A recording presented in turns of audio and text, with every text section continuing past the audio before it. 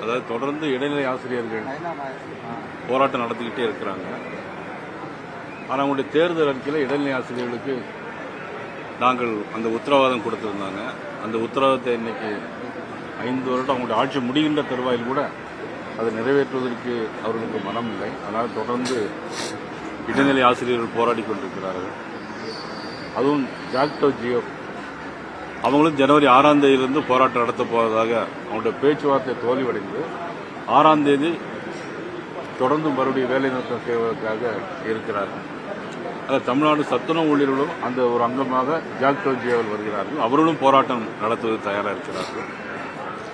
அரசு ஊழியர்கள் old pension scheme அதை கொண்டு வரணும்னு சொல்லி அவங்க தேர்தல் அறிக்கையில் சொல்லியிருந்தாங்க. அங்கே இதெல்லாம் கொண்டு வருவோம், அவர்களுக்கு உதவி செய்வோம், இடைநிலை ஆசிரியர்களுக்கு பணி நிரந்தரம் செய்வோம், செவிலியர்களுக்கு பணி நிரந்தரம் செய்வோம், நிறைய வாக்குறுதிகளை கொடுத்தாங்க. ஆனால் எந்த வாக்குறுதி அவர்கள் இதுவரையிலும் செய்ததாக இல்லை. அதனால் மக்கள் தொடர்ந்து போராடி கொண்டிருக்கிறார்கள். போராட வேண்டிய அரசாக இருக்கிறது. இதற்கெல்லாம் முடிவு காலம் வருகிற ஏப்ரல் மாதம் நடைபெறுகிற தேர்தல் தான் முடிவாக வரும் என்று நாங்கள் நம்புகிறோம். தேர்தல் கூட்டணி எப்படி இருக்கு? 2026 வந்து நீங்க பாஜகவும் அதிமுகவும் கூட்டணி இருக்கீங்க, பல கட்சிகள் வருங்க, எந்த விதமும் அறிவிப்பு வரல. ஆமாம், நிச்சயமா பொங்கல் முடிந்த பிறகு கூட்டி யார் யாரெல்லாம் வருகிறார்கள் என்பது அதை பொறுத்து தான் நம்ம சொல்லலாம்.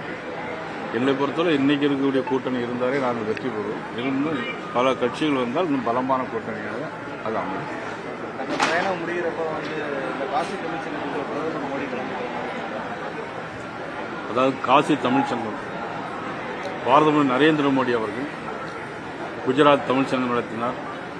இப்போது தொடர்ந்து காசி தமிழ்ச்சங்கத்தை நடத்துகிறார். காசி தமிழ்ச்சங்கத்திற்கு கன்னியாகுமரியிலிருந்து ஸ்பெஷல் ட்ரெயின் இங்கிருந்து போயிருக்கிறது. தென்காசியிலிருந்து 20 பேருந்துகள் அனுப்பப்பட்டிருக்கிறது. நானே போய் அதை வழி அனுப்பிச்சிருக்கேன். ஆக காசி தமிழ்ச்சங்கம் என்பது வெறும் மாநாடு மட்டுமல்ல. அவர்கள் இங்கே தென்காசியிலிருந்து புறப்பட்டு நேரே தஞ்சாவூர், அப்புறம் பாண்டிச்சேரி, அதுக்கப்புறம் ஹைதராபாத், எங்கெல்லாம் தமிழர்கள் தமிழ் நாகரிகம் பண்பாடு கலாச்சாரம் இருக்கிறதோ அங்கெல்லாம் போய் பார்த்துவிட்டு இறுதியாக காசியில் அந்த தமிழ்ச்சங்கம் முடித்துவிட்டு இப்பொழுது ராமேஸ்வரத்தில் 30ஆம் தேதி வருகிற 30ஆம் தேதி நம்ம இந்திய குடியரசு துணைத் தலைவர் கலந்து கொள்வதாக இருக்கிறது. மத்திய உயர்கல்வித்துறை அமைச்சர் மதிப்புக்குரிய தர்மேந்திர பிரதான் அவர்கள் கூட அதில் கலந்து கொள்கிறார்கள். நானும் அந்த நிகழ்ச்சியில் கலந்து கொள்கிறேன். ஆக தமிழுக்கு இவ்வளவு அருமையும் பெருமையும் செய்து கொண்டிருக்கிற பாரத பிரதமரை தமிழக முதலமைச்சர் அவர்கள் எப்பொழுதும் விமர்சித்துக் கொண்டே இருக்கிறார். தமிழை பற்றி மோடி அவர்கள் ஐநா சபைக்கு போனாலும் சரி, அயோத்திக்கு போனாலும் சரி, தொடர்ந்து யாதும் ஊரே யாவரும் கேளீர் என்கின்ற பாடலை அவர் சொல்லி வருகிறார். தமிழ் மிகப்பெரிய பழமையான மொழி. 5000 ஆண்டுகளுக்கு முன்னாலே தமிழர் பண்பாடு தமிழ் நாகரிகத்தை பற்றி பிரதமர் எல்லா இடங்களிலும் சொல்லி வருகிறார். அதனுடைய நிறைவு நிகழ்ச்சியாக 30ஆம் தேதி ராமேஸ்வரத்தில் நடைபெற இருக்கிறார். சமீப காலங்களில் எய்ம்ஸ் மருத்துவமனை வந்து அடிக்கடி பணி வந்து முடிவடையவே இல்லை, தேர்தலுக்காண்டி வந்து பாஜக வந்து இந்த மாதிரி இது பண்றாங்க. மதுரை எய்ம்ஸ் மருத்துவமனை பணிகள் வேலை நடந்து கொண்டே இருக்கிறது. வெகு சீக்கிரத்தில் வருகிற ஜனவரியில் வந்து பிரதமர் வருவதாக அதாவது பாரதிய ஜனதா கட்சியினுடைய சார்பாக தமிழகம் தலைநிமிர தமிழரின் பயணம் என்ற தலைப்பில் நான் எல்லா மாவட்டங்களுக்கும் காலையில் கிராமத்தோர் கிராம சபை கூட்டம், மாலையில் ஒரு பொதுக்கூட்டம், அதனுடைய அடிப்படையில் இன்றைக்கு கூட ஒட்டன் சத்திரத்தில் நடைபெறுகிற கூட்டத்தில் நான் கலந்து கொள்ள இருக்கிறேன். நாளை காலை மதிப்புக்குரிய கேப்டன் விஜயகாந்த் அவர்களுடைய நினைவு நாள் அந்த குரு பூஜையிலும் நாளை காலையில் கலந்து கொள்கிறேன். நாளை மதியம் ஊட்டியில் நடைபெறுகின்ற பொதுக்கூட்ட நிகழ்ச்சியில் கலந்து கொள்கிறேன். ஆக நிச்சயமாக நிறைவு விழா வரும்போது அதில் பாரத பிரதமரோ அல்லது மதிப்புக்குரிய உள்துறை அமைச்சர் அமித்ஷா அவர்களோ நிச்சயமாக அதில் கலந்து கொள்வார்.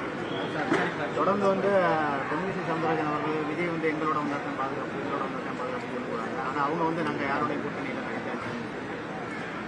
அதான் அவங்களுடைய சொன்ன கருத்து வந்து நல்ல கருத்து.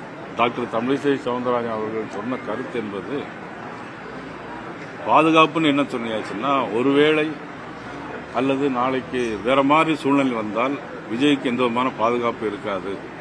கரூர்லேயே அவருக்கு பாதுகாப்பு கொடுக்கப்படலை அப்படிங்கிறது தான் அவங்களுடைய கருத்தாக சொல்லியிருக்காங்க. வேற ஒன்றும் இல்லை. எந்தெந்த கட்சிகளோட பேச்சுவார்த்தையில் போய்கிறது, தேமுதிகவோட அந்த கூட்டணி பேச்சுவார்த்தையில் போய்கிறது? பொங்கல் முடிஞ்சோன்னு அவங்களுக்கு சொல்கிறேன். இந்த திருப்பரங்குன்ற வாரத்தில் அங்கே உள்ளூரில் இருக்க பெண்கள் வந்து தொடர்ந்து வந்து ஒரு வாரமாக பார்த்தீங்கன்னா விளக்கேற்று வந்து கொடியேற்று நேற்று வந்து பொங்கல் வச்சு அவங்க அது மேலே தீபம் ஏற்றி அவங்க போகிறாங்க. நேற்று நைட்டு பொங்கல் வச்சாங்க ஒரு 20 அதாவது இது முதலமைச்சர் செய்த மிகப்பெரிய தவறு.